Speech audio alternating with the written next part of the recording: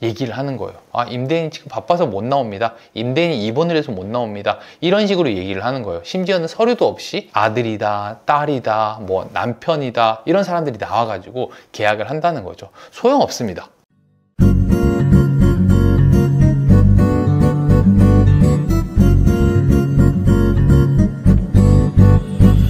네, 안녕하세요. 반갑습니다. 버튼홍입니다. 부동산 계약을 처음 하거나 전세 계약을 처음 하시는 분들이 걱정이 되게 많이 있잖아요. 전세 사기도 많이 있고 깡통 전세도 많기 때문에 뉴스나 기사에 보시면요, 전세 사기가 이렇게 해서 위험하다, 이런 내용들이 위험하다 이렇게 얘기를 하는데, 그럼 어떤 집을 계약을 해야 되는지 그 내용에 대해서 좀 얘기를 해드리도록 하겠습니다.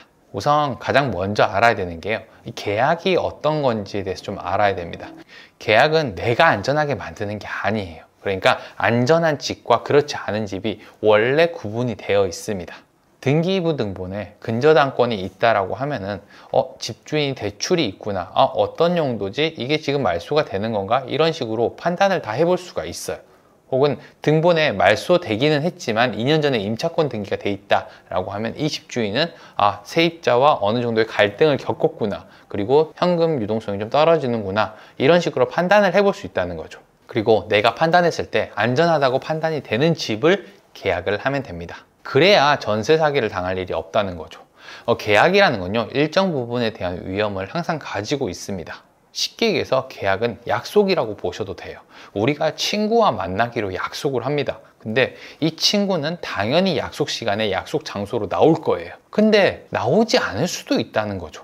오다가 뭐 다른 일이 생겨가지고, 급한 일이 생겨가지고 연락을 하고 약속을 취소할 수도 있고요. 혹은 오다가 사고나 어떤 일이 생겨가지고 못 오는 상황이 생길 수도 있다는 거예요. 하지만 우리는 일반적인 경우에는 친구가 당연히 올 거라고 생각을 하고 약속을 하는 거죠. 이게 우리가 하는 계약입니다. 문제가 없을 거라고 생각을 하고 계약을 합니다. 하지만 만약에 친구가 평소에 돈을 빌렸다가 잘 갚지 않는다, 혹은 약속을 해놓고 잘 지키지 않는다, 약속을 했는데 잠수를 타버린다, 이런 상황들이 계속 됐던 친구라고 하면은 어떻게 할까요? 그럼 이런 친구랑은 약속을 잘 안 하게 됩니다. 이거랑 마찬가지로 계약도 이런 집주인이라면은 계약을 안 하는 게 가장 좋은 방법이라는 거죠. 그럼 이런 집과 집주인들은 어떤 방식으로 우리가 구분을 해가지고 계약을 안 할 수 있을지, 요 세 가지 조건에 대해서 제가 얘기해 드리도록 하겠습니다. 자, 세 가지가 요거예요. 첫 번째는 누구와 계약을 하는가, 두 번째 등기부등본에는 어떤 내용이 있는가, 세 번째 계약의 진행 과정은 상식적인가. 요 세 가지입니다. 이것만 잘 확인을 하게 되더라도 우리가 안전하게 계약을 진행을 할 수 있다는 거죠. 그리고 나머지 부분들은 특약을 통해 가지고 계약을 좀 더 안전하게 만들 수가 있습니다. 보통은 특약을 정말 잘 넣어야지 안전하다라고 얘기를 하는데, 사실 특약이라는 건 그냥 약속이에요. 사기치려고 하거나 나쁜 마음을 먹은 사람들은 안 지킬 수 있다는 거죠. 안 지키게 되면 그냥 종이에 적혀 있는 글자에 불과합니다. 이것도 약속을 지킬 만한 사람한테 넣어야지 안전을 확보할 수 있다는 거죠. 그래서 제가 누가 약속을 지킬 건지에 대해 판단을 먼저 하라고 지금 얘기를 하는 거죠. 하나씩 좀 살펴볼게요.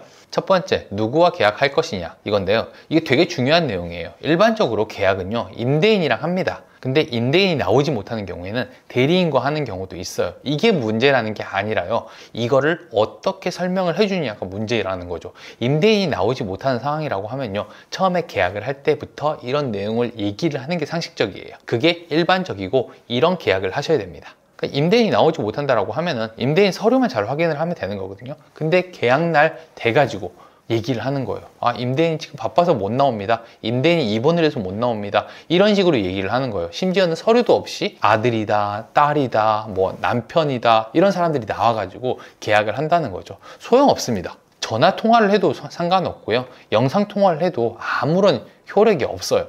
그러니까 이런 거를 피하셔야 됩니다. 그럼 어떻게 먼저 피할 수 있냐면은, 먼저 물어보는 거예요. 집을 보고 마음에 들었을 때 먼저 물어보는 거예요. 임대인이 직접 나와서 계약하시는 거 맞죠? 라고 물어보는 거죠. 이거를 속이는 사람들은 별로 없어요. 속여도 금방 들키는 일이거든요. 그래서 이걸 한번 물어보고 안 물어보고의 차이가 굉장히 큽니다. 그리고 만약에 거짓말로 집주인이 나온다라고 했는데 안 나온다라 하면은 계약 해제를 요구하셔도 됩니다. 두 번째는 등기부등본에 어떤 내용이 있느냐, 이겁니다. 등기부등본이라는 건요, 쉽게 얘기하면 이력서라고 생각을 하시면 돼요. 이 집과 집주인이 어떻게 했는지, 어떻게 살아왔는지에 대한 히스토리가 나와 있습니다. 그래서 이걸 뽑을 때는요, 반드시 말소사항 포함을 뽑으셔야 됩니다. 그러니까 공인중개사가 준 그냥 등기부 등본이 아니라요, 내가 대법원 인터넷 등기소에 직접 들어가 가지고 등기부 등본 말소사항 포함을 꼭 뽑아서 보세요. 뽑는데 5분 정도밖에 안 걸리고요, 금액은 700원 정도 나옵니다.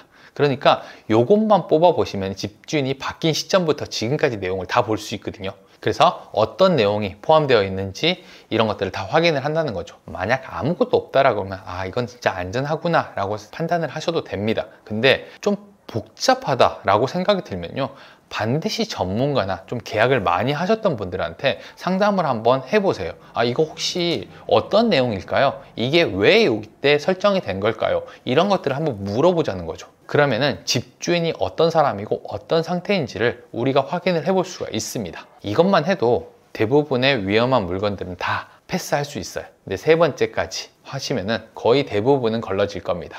세 번째, 계약의 진행 과정이 상식적인가? 요겁니다. 우리가 계약의 진행 과정을 먼저 알고 있어야 되는데요, 보통은 계약은 이런 순서로 진행이 됩니다. 집을 본다, 마음에 들었다, 가계약금을 입금을 한다, 그리고 계약서를 작성하고 계약금을 입금을 한다.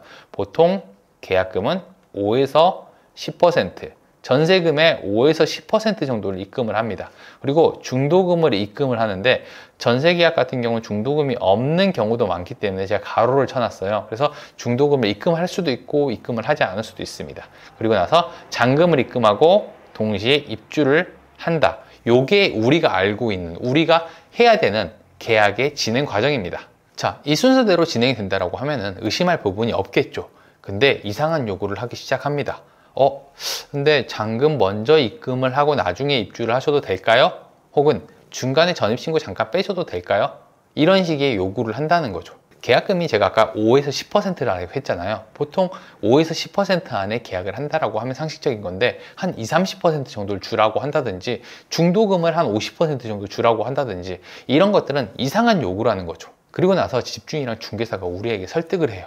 아, 지금 집주인이 여기 이 동네에서 건물을 많이 갖고 있습니다. 근데 지금 잠깐 돈이 막혀서 이거 먼저 쓴 다음에 이거 갚고 나서 안전하게 선순위 해줄게요 라고 얘기를 해요. 그런데 이런 사정들은 우리가 확인이 안 됩니다. 내일 엄마가 돈을 준다고 하는 경우도 있고요, 내일 들어올 돈이 얼마 있으니까 먼저 계약하고 나서 이거 다 하자 라고 하는 경우도 있습니다. 이런 게 이상한 거예요. 이상한 요구는 피하셔야 됩니다. 아무리 집이 마음에 들어도요, 문제가 있을 수도 있는 상황이라고 하면요, 무조건 피하시는 게 좋아요. 부동산에서 문제는요, 굉장히 해결하기가 어렵습니다. 내 전 재산이 거의 들어가 있는 경우가 많기 때문에 이거를 해결하는 과정 속에서 우리가 굉장히 큰 스트레스를 받습니다. 큰 돈이 오고 가는 일은요, 그만큼 더 해결을 하기 어렵기 때문에 문제가 안 생길 만한 집을 미리 판단해보고 계약을 해야 된다는 거죠. 사실 사람이 나쁜 건 아닙니다. 상황이 사람을 이렇게 만든다는 거죠. 집값이 하락하거나 아니면 자기한테 문제가 생겼다라고 하면요, 어쩔 수 없이 보증금을 돌려주지 않거나 약간 사기와 비슷한 과정을 거치게 되는 게 사람이라는 거죠. 그러니까 우리는 반드시 약속을 지킬 만한 사람과 집을 확인을 한 다음에 계약을 하시는 게 좋습니다. 그리고 나서 특약을 통해 가지고 좀 더 안전한 계약을 만드시면 됩니다. 이렇게 해야지 특약이 지켜지는 거예요. 그러니까 꼭 반드시 이 세 가지를 확인을 해보고 나서 계약을 하시길 바라겠습니다. 오늘은 제가 전세 계약을 어떻게 하면 좀 더 안전하게 할 수 있는지 방법에 대해서 좀 얘기를 해드렸고요. 다음번에 저는 조금 더 재밌는 내용으로 찾아오도록 하겠습니다. 구독과 좋아요, 알림 설정은 꼭 해주시고요. 감사합니다. 저는 버튼홍이었습니다.